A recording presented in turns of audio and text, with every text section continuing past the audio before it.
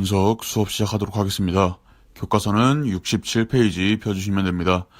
이번 수업에서는 자료를 수집하고 분석하고 공유하는 방법까지 알아보도록 하겠습니다. 그리고 마지막으로 대용량의 데이터를 사용해서 새로운 정보나 가치를 추출해내는 빅데이터까지 알아볼 수 있도록 하겠습니다. 학습 목표 읽어보도록 하겠습니다. 학습 목표는 인터넷 응용 소프트웨어 등 컴퓨팅 도구를 활용하여 문제 해결을 위한 자료를 수집하고 분석하여 표현할 수 있다입니다.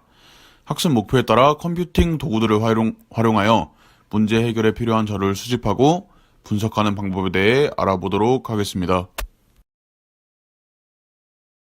자료의 수집, 분석, 표현에 대해 알아보기 이전에 자료가 무엇이고 정보가 무엇인지부터 살펴보도록 하겠습니다. 자료는 화면에 나와 있는 대로 단순한 측정이나 관찰을 통해 얻는 값이나 사실 등을 얘기합니다. 그리고 정보는 그러한 자료를 분석한 후 가공 또는 추출하여 의사결정에 도움이 되는 유용한 자료의 집합을 말하고 있습니다. 그렇기 때문에 자료를 구조화되지 않은 재료라고 한다면 정보는 이 재료를 유용한 형태로 가공 추출한 결과물이라고 할 수 있습니다. 또한 자료와 정보는 사용하는 용도와 방법에 따라 자료가 될 수도 있고 정보가 될 수도 있습니다.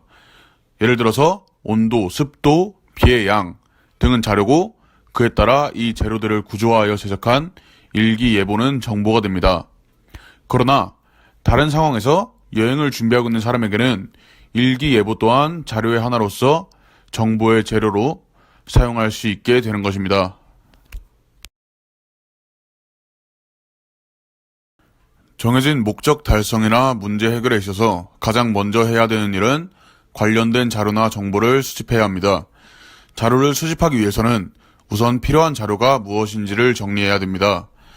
필요한 자료를 먼저 정리하고 목록을 만들면 불필요한 자료 수집을 줄이고 효율적인 자료 수집이 가능하므로 필요한 자료의 정리를 우선합니다. 그리고 그 이후에 주제에 따라 설문조사, 면접, 측정, 실험, 인터넷 검색 등 여러 가지 방법을 통해 자료를 수집하면 됩니다. 자료의 분류는 자료를 성격이나 유사성에 따라 나누거나 공통의 속성에 따라 함께 모으는 것을 의미합니다. 자료를 분류한다면 효율적인 관리가 가능하고 그 자료를 쉽게 파악할 수 있으므로 수집되어 있는 자료를 분류하는 과정이 상당히 중요합니다. 자료가 분류되어 있지 않다면 정작 수집한 자료를 사용하려 하거나 자료가 필요한 시점에 찾기 어려워지고 시간이 오래 걸리게 됩니다. 그러므로 자료의 분류는 자료를 관리함에 있어서 상당히 중요한 의미를 갖습니다. 자료를 표현할 때는 분석하고자 하는 자료의 특징과 자료가 보여주고자 하는 정보를 올바르게 나타낼 수 있는 방법을 선택해야 합니다.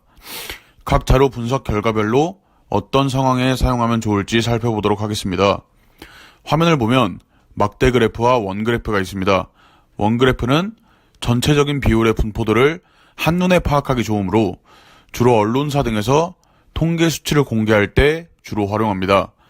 그러나 전체적인 비율이 아닌 개별 정확한 수치를 파악해야 할 때는 막대 그래프를 사용하는 것이 좋습니다. 그리고 도수분포표는 여러 대상 간의 양적 차이를 비교할 때 사용하기에 적합하고 그 외에도 많은 표현 방법들을 통해 각 상황에 적합하게 분석해내는 것이 중요하다고 할 수 있습니다. 자, 지금부터는 실제적으로 연령별 인구수를 찾아서 어떻게 노령화가 진행되고 있는지 조사해서 스프레드시트를 이용해서 분석하고 표현해보는 과정을 거쳐보면서 이를 통해 자료를 수집하고 분석하고 공유하는 방법에 대해서 살펴보도록 하겠습니다. 우선 화면과 교과서에서 볼 수 있듯이 자료의 수집을 하기 전에 어떤 자료를 수집해야 되는지 정리해 보도록 하겠습니다. 노령화가 어떻게 진행되고 있는지 살펴봐야 하므로 연령별 인구수라는 자료를 연도별로 수집해야 할 것입니다. 인구 통계 관련 자료는 KOSIS 국가 통계 포털에서 찾아볼 수 있습니다. 자료를 수집했으면 이제 분석해 보도록 하겠습니다. 그래프를 사용하여 자료를 표현하면 연령별 인구 증감 현상을 시각적으로 한눈에 나타낼 수 있어서 자료를 이해하는 데 도움이 됩니다. 그중 꺾은 선 그래프를 이용해 준다면 연도별로 한눈에 노령화의 증감 현상을 이해할 수 있어서 가장 적절하다고 볼 수 있을 것입니다.